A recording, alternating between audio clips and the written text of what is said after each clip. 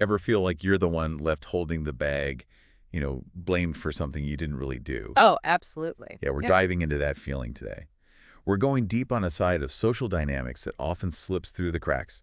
We're talking about the autistic scapegoat. Yeah. And to guide us through this, we've got our expert on social dynamics here. Ready to dig in? So, before we get into the specifics of the autistic scapegoat, can you give us like a basic definition of what a scapegoat even is?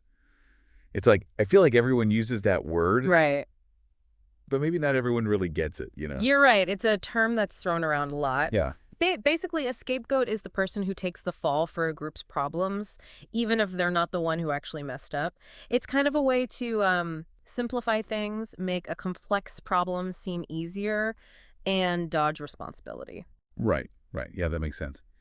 So how does scapegoating, like in this general sense, then tie into what autistic people go through? What makes them, well, I guess, more likely to end up in that position? Well, one big thing is the way that a lot of autistic people communicate. Their directness, even though they don't mean to be rude, it can clash with those unspoken rules we have in social I situations. see what you mean. It's like so sometimes we beat around the bush without even realizing it. Can you give me an example of how that direct communication style could backfire? Okay, so picture this. A team meeting, a project's tanking. An autistic colleague, known for being honest, might just straight up point out the flaws in the plan, even if it means calling out someone's mistake. Now, their intention, they want to help, but that directness can easily be seen as like attacking, and boom, they're an easy target to blame.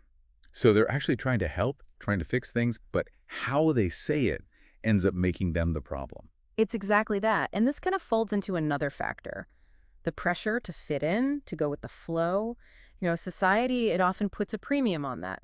But for some autistic individuals, how they interact, it might not line up with those norms, with what everyone else is doing. It's almost like they're, I don't know, like carrying around a sign that says, I'm different, which of course isn't bad in itself, Right. but it makes them stand out. And not always in a good way, makes them an easy target. You got it.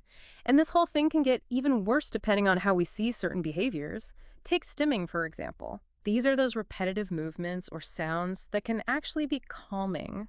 They help autistic people manage their sensory input, right? But for people who don't get it, stimming, it's disruptive, it's weird, maybe even attention-seeking. So instead of seeing it as a part of who they are, we just slap a negative label on it. Exactly. We see the action, but we miss the need it's fulfilling. And that's where the real harm begins. This isn't just about hurt feelings. Being the scapegoat all the time has real and often really damaging consequences for autistic individuals. Yeah, let's pause for a second. We got to understand how serious this is. This is not just a little thing we can brush off. And when we say impact, we're not just talking about having a bad day here and there, are we? No, not at all. Think about it. Always feeling like the blame's on you, like it's your fault even when it isn't, that's heavy. It wears you down. Over time, it can really eat away at your self-esteem. Yeah. There are studies that show a real connection between being the scapegoat and a higher chance of things like anxiety and depression for autistic people. It's like they're already trying to navigate a world that doesn't really get them, and then we pile this on top of it, this burden of blame. Right. No wonder they might start to pull back from everything. Exactly. Social situations, they become like walking through a minefield. Is this going to be another time where I'm judged, misunderstood, blamed? Sometimes it just feels easier to avoid it all. So they end up feeling isolated, alone, and all because we're not communicating well, not understanding each other. We're pushing them away from the very connections we all need as humans. It really is. And it's not even just about pulling away from social stuff. Imagine being told you're the problem so often that you start to believe it. Wow. Yeah. It can make it so hard for autistic people to understand themselves, to ask for what they need to get help when they need it. So we're holding them back from growing, from figuring themselves out without even realizing it. We've got to change this. Where do we even begin? How do we break down this pattern of scapegoating? How do we build a better environment for autistic people, one that's more inclusive, more supportive? Well, I think the first thing, and it's a big one, is education. We need everyone to understand autism. Get rid of those stereotypes and replace them with, the real deal. Yeah. We need accurate information, empathetic information everywhere. And we have to fight those misconceptions head on. It's not enough to just understand. We have to actively create environments where those differences aren't just something we put up with, but something we value. So instead of trying to make everyone fit in the same box, We need a world with way more I options. like that. That's it. Creating places where autistic people feel safe, seen, celebrated for the strengths and perspectives they bring to the table. Love it. Okay, so more education, more acceptance, but what about how we talk to each other? Yeah. Communication's got to be a big part of this, right? It's huge. Open, honest communication, the kind where you can actually build something, that's key. And it's got to go both ways.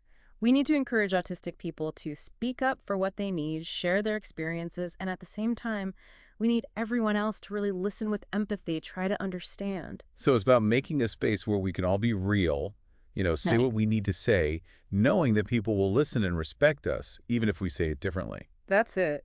And sometimes that means getting a little uncomfortable, like we might have to ask questions to make sure we understand or admit when we don't get it, or even change how we usually talk. So be a little flexible.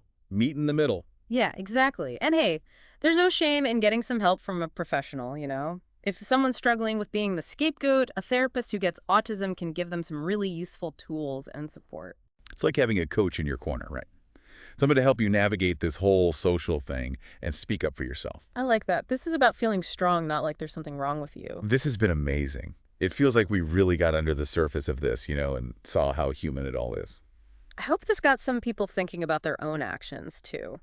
We've been talking about seeing scapegoating in other people, but looking at ourselves is just as important. Ooh, getting real. So not just pointing fingers, but checking ourselves too. Right. Could I, without even meaning to, be part of the reason someone feels like a scapegoat? That's something we all need to ask ourselves. Powerful stuff. And I think that's a good place to leave it for today. Something to chew on as we move through the world, something to think about as we interact with each other. A reminder that we can always learn more, grow more, and work towards a world that's more inclusive, more empathetic for ourselves and for everyone around us.